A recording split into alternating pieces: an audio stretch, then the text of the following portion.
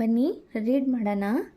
It is hot, the sky is blue, a little cloud comes looking for you, more clouds come, they bring rain, sing and dance, it's cool again.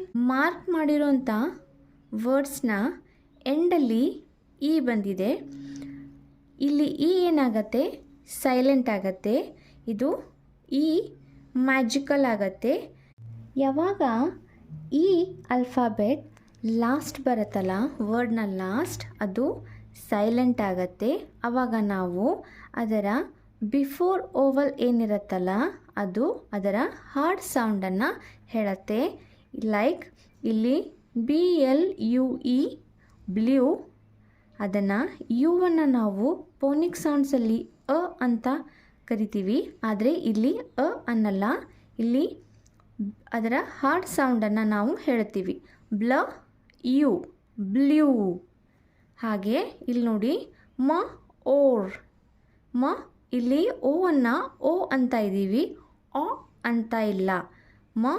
Or ಈ silent ಇದೆ. ಹಾಗೆ dance, ಇಲ್ಲಿ C ಮುಂದ್ಗಡೆ ಈ ಬಂದಾಗ ಅದು ತನ್ನ ಪೂರ್ಣ ಸೌಂಡನ್ನೇ ಚೇಂಜ್ ಮಾಡುತ್ತೆ.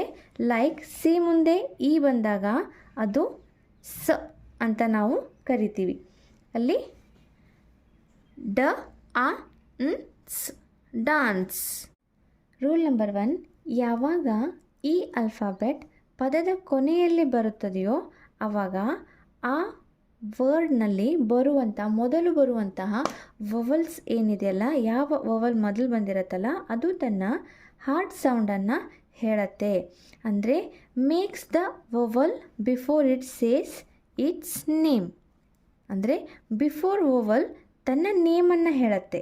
ಅದು ತನ್ನ ಸೌಂಡನ್ನು ಹೇಳಲ್ಲ, ತನ್ನ ಹಾರ್ಡ್ ಸೌಂಡನ್ನು ಹೇಳುತ್ತೆ. ಲೈಕ್ ಎಕ್ಸಾಂಪಲ್, ಐನ ಫೈನ್. ಇಲ್ಲಿ ಈ ಸೈಲೆಂಟ್, ಅದಕ್ಕೋಸ್ಕರ ಐನ ಐ. ಇಲ್ಲಿ ಐನ ಐ ಅಂತ ಏಕಂತ ಇದ್ದೀವಂದರೆ ಇದು ಹಾರ್ಡ್ ಸೌಂಡ್, ತನ್ನ ಒರಿಜಿನಲ್ ಸೌಂಡನ್ನು ನಾವು ಇಲ್ಲಿ ಹೇಳ್ತಾ ಇದ್ದೀವಿ, ಫೋನಿಕ್ ಸೌಂಡ್ ಹೇಳ್ತಾ ಇಲ್ಲ. ಐನ ಫೈನ್.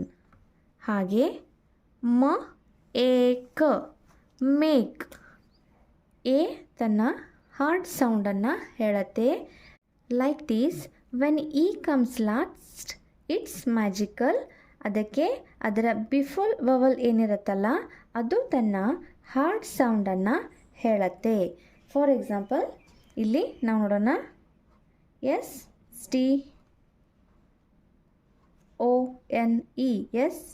STONE. ಇದನ್ನು ನಾವು ರೀಡ್ ಮಾಡಬೇಕಾದ್ರೆ ಇಲ್ಲಿ ಈ ಬಂದಿರೋದ್ರಿಂದ ಓ ತನ್ನ ಹಾರ್ಡ್ ಸೌಂಡನ್ನು ಹೇಳುತ್ತೆ. Like stone.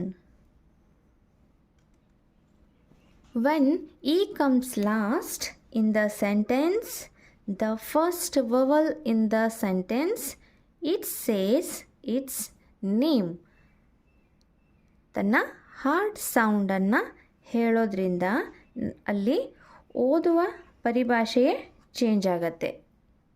Rule number 2, change the sound of letter C ಮತ್ತು ಜಿ. ಯಾವಾಗ ಅದು ಅದರ ಪೂರ್ಣ ಧ್ವನಿಯನ್ನು ಬದಲಾಯಿಸುತ್ತೆ ಅಂದರೆ, when E comes after C ಮತ್ತು ಜಿ. ಮುಂದ್ಗಡೆ ಇ ಬಂದಾಗ ಅದು ನಾವು ಏನಂತ ಹೇಳ್ತೀವಿ, ಎಸ್ ಅಂತ ನಾವು ಅದನ್ನು ಕರಿತೀವಿ. ಜಿ ಮುಂದೆ ಇ ಬಂದಾಗ ಅದನ್ನು ನಾವು ಜ ಅಂತ ಕರಿತೀವಿ. ಅದು ಸೌಂಡ್ ಮಾಡುತ್ತೆ. ಲೈಕ್ ಇವಾಗ ಸಿನ ಹಾರ್ಡ್ ಸೌಂಡ್ ಏನು, ಖ. ಇದರ ಹಾರ್ಡ್ ಸೌಂಡ್ ಏನು, ಹಾರ್ಡ್ ಸೌಂಡು. ಎಸ್ನ ಹಾರ್ಡ್ ಸೌಂಡು ಸ, ಅದು ಸಾಫ್ಟ್ ಸೌಂಡ್. ಇವಾಗ ನಾವು ಸಿ ಮುಂದ್ಗಡೆ ಇ ಬಂದಾಗ ಅದನ್ನು ನಾವು ಏನಂತ ಕರಿತೀವಿ, ಸ ಅಂತ ಕರಿತೀವಿ. ಆವಾಗ ಅದು ಸಾಫ್ಟ್ ಸೌಂಡ್ ಆಗತ್ತೆ. ಓನ್ಲಿ ಸಿ ಇದ್ದಾಗ ಹಾರ್ಡ್ ಸೌಂಡ್ ಆಗುತ್ತೆ. ಇ ಬಂದಾಗ ಅದನ್ನು ನಾವು ಸ ಅಂತ ಕರಿತೀವಿ.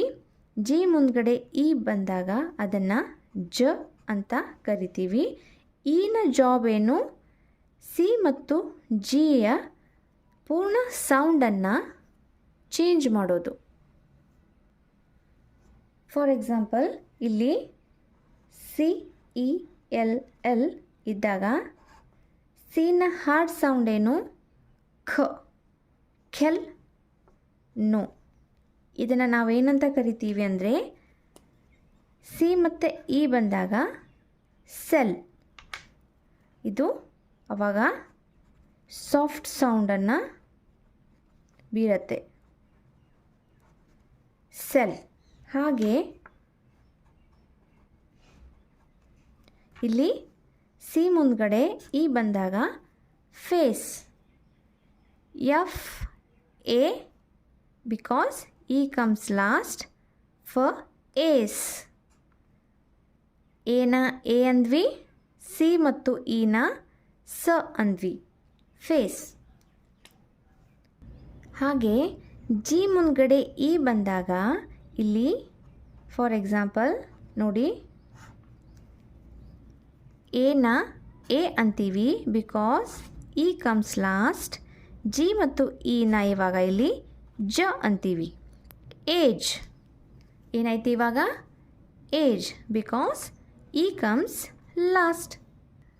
ಹಾಗೆ ಇನ್ನೊಂದು example change.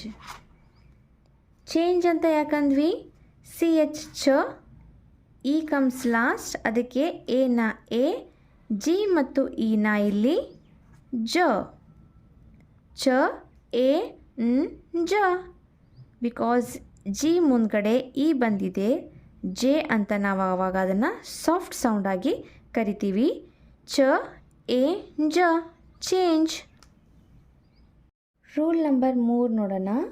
Keeps UV from being the last letter in any word. ಅಂದರೆ UV ಯಾವತ್ತೂ ಪದದ ಕೊನೆಯಲ್ಲಿ ಬರಲ್ಲ, ಅವು ಕೊನೆಯಲ್ಲಿ ಬಂದು ಎಂಡ್ ಆಗಲ್ಲ. ಅದಕ್ಕೆ ನಾವು ಲಾಸ್ಟಿಗೆ ಇ ಅನ್ನು ಬಳಸ್ತೀವಿ. ಯಾವುದೇ ಒಂದು ನಾವು ಪದವನ್ನು ಬರೆದಾಗ ಅಂದರೆ ವರ್ಡ್ನ ನಾವು ಬರೆದಾಗ ಅಲ್ಲಿ ಯು ಮತ್ತು ವಿ ಅಕ್ಷರದಿಂದ ಕೊನೆಯಾಗಲ್ಲ. ಅದಕ್ಕೆ ಅದರ ಮುಂದ್ಗಡೆ ನಾವು ಇ ಅನ್ನು ಬರಿತೀವಿ. ಇಲ್ಲಿ ನಾವು ನೋಡ್ಬೋದು, ಅದಕ್ಕೆ ಸಮ್ ಎಕ್ಸಾಂಪಲ್ಸ್ ಇದೆ. ವರ್ಡ್ನ ಕೊನೆಯಲ್ಲಿ ಯು ಮತ್ತು ವಿಯನ್ನು ಎಂಡಲ್ಲಿ ಬರೆಯೋದಕ್ಕೆ ರೂಲ್ ಇಲ್ಲ, ಅದಕ್ಕೆ ಅಲ್ಲಿ ಇ ಅನ್ನು ನಾವು ಬರಿತೀವಿ. ಲೈಕ್ ಬ್ರ, ಏವ್. ಇಲ್ಲಿ ವಿ ಲಾಸ್ಟ್ ಬರುತ್ತಲ್ಲ, ಅದಕ್ಕೆ ಅದರ ಮುಂದ್ಗಡೆ ಇ ಅನ್ನು ನಾವು ಬರಿತೀವಿ. ಆವಾಗ ಈ ಲಾಸ್ಟ್ ಬಂದಿರೋದ್ರಿಂದ ಎ ತನ್ನ ಹಾರ್ಡ್ ಸೌಂಡನ್ನು ಹೇಳುತ್ತೆ. ಅವಾಗ ಏನಾಗತ್ತೆ ಇಲ್ಲಿ? ಬ್ರ, ಏವ್, ಬ್ರೇವ್. ಅದೇ ರೀತಿ ಇಲ್ಲಿ ಎಸ್ ಮುಂದ್ಗಡೆ ಎ ಇದೆ, ಎ ತನ್ನ ಹಾರ್ಡ್ ಸೌಂಡನ್ನು ಹೇಳುತ್ತೆ because E came last and v came last here. So ಸ, ಏವ್, ಸೇವ್. ವೇವ್, ವಿ ಲಾಸ್ಟ್ ಬಂದಿರೋದ್ರಿಂದ ನಾವಲ್ಲಿ ಇ ಅನ್ನು ಬರಿತೀವಿ, ಆವಾಗ ವೇವ್. ಅದೇ ಥರ gave, v came last, e is silent, a says its hard sound, gave. Blue, e came last, ಇಲ್ಲಿ ಯು ಬಂದಿರೋದ್ರಿಂದ ನಾವು ಅವಾಗ ಯುನ ಹಾರ್ಡ್ ಸೌಂಡನ್ನು ಹೇಳ್ತೀವಿ. Like blue, same like blue, here glue. G l ಗ್ಲ, ಯು ತನ್ನ ಹಾರ್ಡ್ ಸೌಂಡನ್ನು ಹೇಳುತ್ತೆ because E came last, here U came last. ಅದಕ್ಕೆ ಇ ಅನ್ನು ನಾವು ಮುಂದ್ಗಡೆ ಬರೆದಿದ್ದೀವಿ, ಅದು ಗ್ಲೂ ಆಗತ್ತೆ. ಇ ಇದು ಮ್ಯಾಜಿಕಲ್ ಆಗತ್ತೆ. Rule number 4, to show a word is not a plural. ಕೆಲವೊಂದು ಶಬ್ದಗಳು ಬಹುವಚನಗಳಲ್ಲ ಅಂತ ಹೇಳೋದು ಈ ಲೆಟರ್ನ ಲಾಸ್ಟಲ್ಲಿ ಬರೆದು.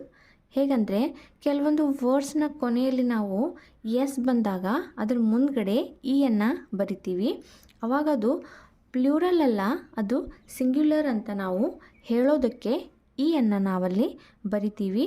ಲೈಕ್ ಇಲ್ಲಿ ನಾವು ನೋಡ್ಬೋದು HORSE ಹಾರ್ಸ್, ಹಾಗೆ HOUSE ಹೌಸ್.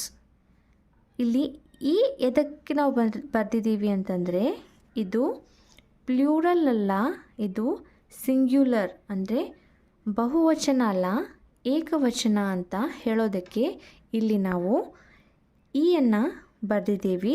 ಆವಾಗ ಇದು ಹಾರ್ಸ್ ಮತ್ತು ಹೌಸ್. ಬರೆದಿರುವಂಥ ವರ್ಡು ಬಹುವಚನ ಅಲ್ಲ, ಅದು ಏಕವಚನ ಅಂತ ನಾವು ಹೇಳೋದಕ್ಕೆ ಲಾಸ್ಟಲ್ಲಿ ನಾವು ಅನ್ನು ಬರಿತೀವಿ. Rule number 5, every syllable has a vowel. ಒಂದು ಪದದಲ್ಲಿ ಇರುವ ಪ್ರತಿ ಸಿಲೆಬಲ್ ಅಲ್ಲಿ ಒಂದು ವವಲ್ ಇರಲೇಬೇಕು. ಅಂದರೆ ಯಾವುದೇ ಒಂದು ನಾವು ವರ್ಡನ್ನು ಬರೆದಾಗ ಅದನ್ನು 2 ಭಾಗಗಳನ್ನಾಗಿ ನಾವು ವಿಂಗಡಿಸಿ ರೀಡ್ ಮಾಡ್ತೀವಿ. ಅದು 1 ಸಿಲೆಬಲ್ ಆಗುತ್ತೆ. ಸಿಲೆಬಲ್ ಅಂದರೆ single sound of the word.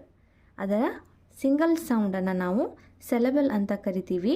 ಆವಾಗ ನಾವು ಅದನ್ನು ಡಿವೈಡ್ ಮಾಡಿದಾಗ ಅದರಲ್ಲಿ ಒಂದು ವವಲ್ ಇರಲೇಬೇಕು. ಫಾರ್ ಎಕ್ಸಾಂಪಲ್ ಇಲ್ಲಿ ನಾವು ಬ್ಲ್ಯಾಂಕೆಟ್ ಅಂತ ಬರೆದ್ವಿ. ಇಲ್ಲಿ BLA ಬ್ಲ್ಯಾಂಕೆಟ್ ಇದೇನಾಯಿತು, ಇಲ್ಲಿ ಇದು 1 ಸಿಲೆಬಲ್, ಇದು 1 ಸಿಲೆಬಲ್. ಅದೇ ಥರ ಇದರಲ್ಲಿ A ಒಂದು ವವಲ್, ಈ ಒಂದು ವವಲ್ ಇರಲೇಬೇಕು.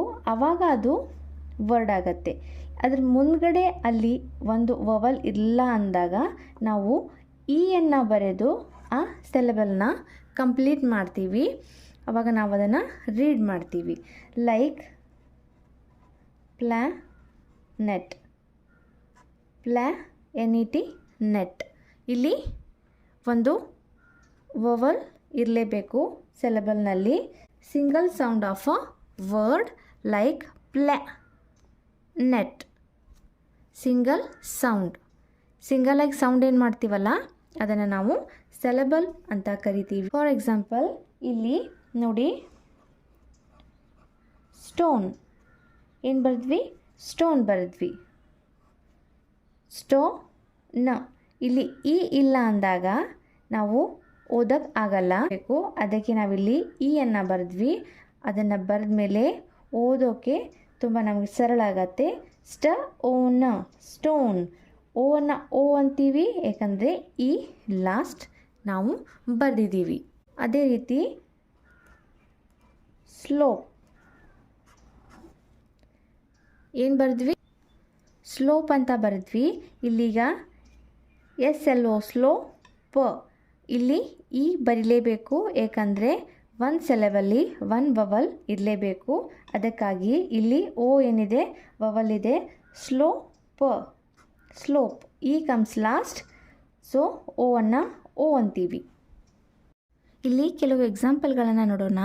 ಇಲ್ಲಿ ಸೆಲ್ ಅಂತ ರೀಡ್ ಮಾಡ್ತೀವಿ, ಏಕೆಂದರೆ ಸಿ ಮುಂದ್ಗಡೆ ಬಂದಿದೆ, ಅದಕ್ಕೆ ಸೆಲ್. ಇದನ್ನು ಐಸ್, ICE ಐಸ್ ಅಂದಾಗ ಯಾಕೆ ಅಂತ ಓದ್ತೀವಿ ಅಂದರೆ ಸಿ ಮುಂದ್ಗಡೆ ಬಂದಿದೆ, ಆವಾಗ ಅದು ಅದರ ಹಾರ್ಡ್ ಸೌಂಡನ್ನು ಹೇಳುತ್ತೆ, ಐಸ್. ಸ್ಟೋನ್, ಓನ ಓ ಅಂತ ಇದ್ದೀವಿ, ಬಿಕಾಸ್ ಕೇಮ್ ಲಾಸ್ಟ್, ಓನ ಓ ಅಂತೀವಿ. ಸ್ಟೋನ್.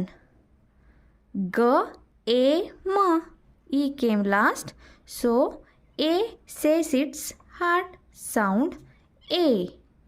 ಅದರ hard sound A. Germs, G ಮತ್ತು ಮುಂದ್ಗಡೆ ಬಂದಾಗ ಅದು ಜ ಆಗತ್ತೆ. ಜರ್ಮ್. ಅದೇ ಥರ ಏಜ್, G ಮುಂದ್ಗಡೆ ಬಂದಾಗ ಅದು ಜ ಅಂತ ಸೌಂಡ್ ಮಾಡುತ್ತೆ.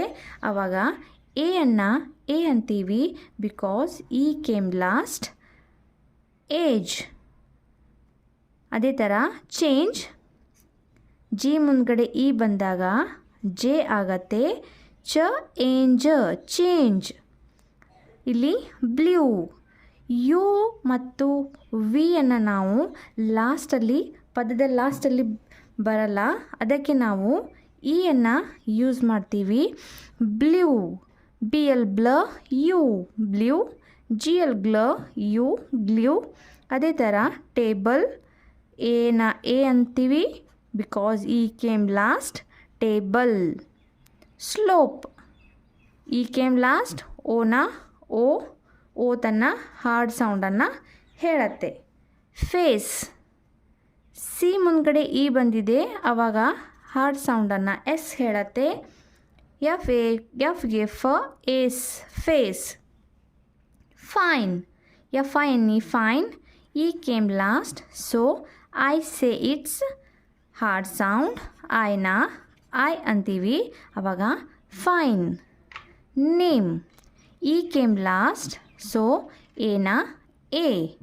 Same, E came last, A ಅಂತೀವಿ because it says it's hard sound A. ನನ್ನ ಈ ಸಣ್ಣ ಪ್ರಯತ್ನ ನಿಮಗೆ ಇಷ್ಟ ಆಗಿದ್ದರೆ ಪ್ಲೀಸ್ ನನ್ನ ವಿಡಿಯೋಗಳನ್ನು ಶೇರ್ ಮಾಡಿ ಮತ್ತು ನನ್ನ ಚಾನಲ್ನ ಸಬ್ಸ್ಕ್ರೈಬ್ ಮಾಡಿ ಮತ್ತು 1 ಲೈಕ್ ಬಟನ್ನ ಪ್ರೆಸ್ ಮಾಡಿ. Thank you.